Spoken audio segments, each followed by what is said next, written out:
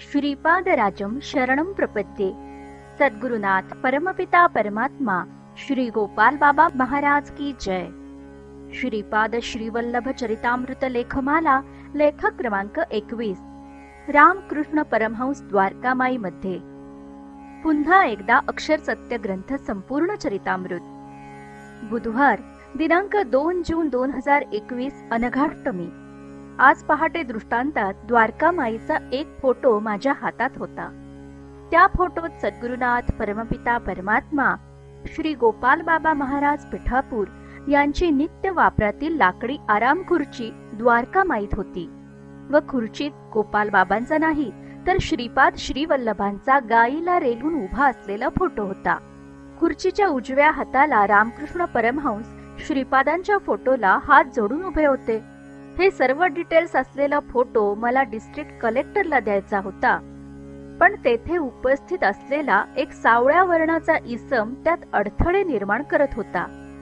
परवा रात्री फेसबुकवर गोपाल बाबांवर असलेल्या लिखाणावर एका सद्गृहस्थाने प्रतिदत्त असलेल्या परमपूज्य परिव्राजकाचार्य श्रीमद वासुदेवानंद सरस्वती श्री टेंबे स्वामी महाराजांच्या प्रचंड ग्रंथ संपदेत गोपाल बाबांविषयी चकार शब्द नसल्याने गोपाल बाबांबद्दलचे लिखाण लोकांपर्यंत का पोहोचवायचे असा प्रश्न उपस्थित केला।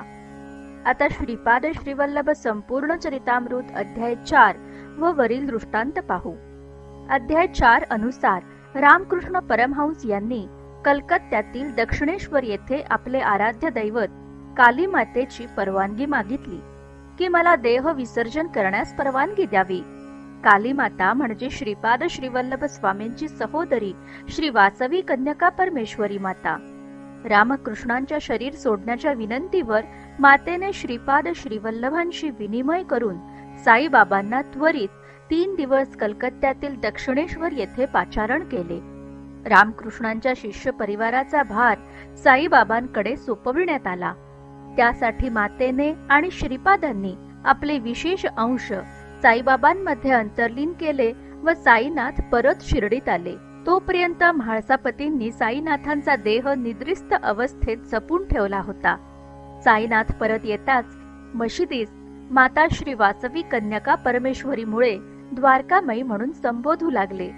यावेळी आपला स्वामी समर्थ अवतार समाधिस्थ करून श्री शल्य मल्लिकार्जुन शिवलिंगात प्रविष्ट असलेले श्रीपाद साईनाथांमध्ये विलीन झाले व साई रूपात भक्तजन रक्षणार्थ कार्य सुरू झाले। आता खुर्ची गोपाल बाबांची आणि विराजमान आहेत श्रीपाद श्रीवल्लभ।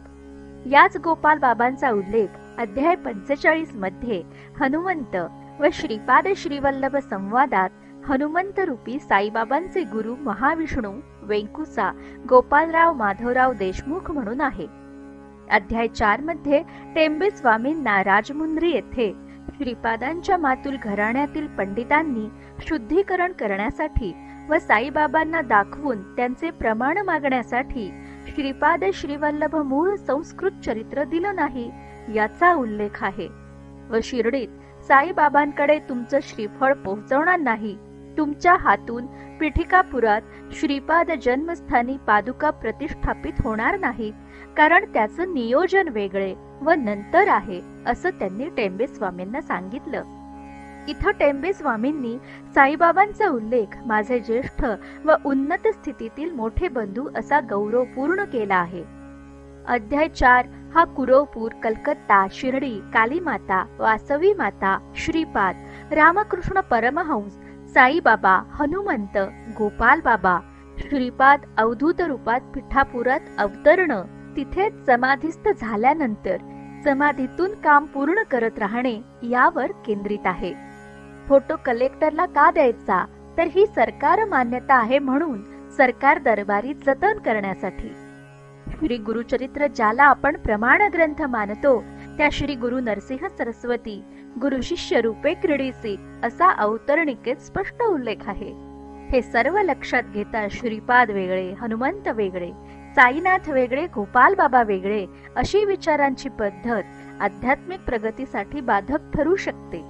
ज्याची भक्ती करायची त्याचे अवतार नाकारायचे, म्हणजे राजवाड्यात जायचे पण राजा सोडून राजघराण्यातील मातब्बरांचा द्वेष करायचा असं होईल. हे जर राजाला कळलं तर आपणावर श्रीपाद श्रीवल्लभ संपूर्ण चरितामृत अध्याय 2 मध्ये विचित्रपुरात राज दरबारात शंकर भट्टांवर जी परिस्थिती ओढवली ती ओढावून अजून एक अध्याय अक्षर सत्य व्हायचा. हिराचंद गोपालचंद कोठारे. दिगंबरा दिगंबरा श्रीपाद वल्लभ दिगंबरा.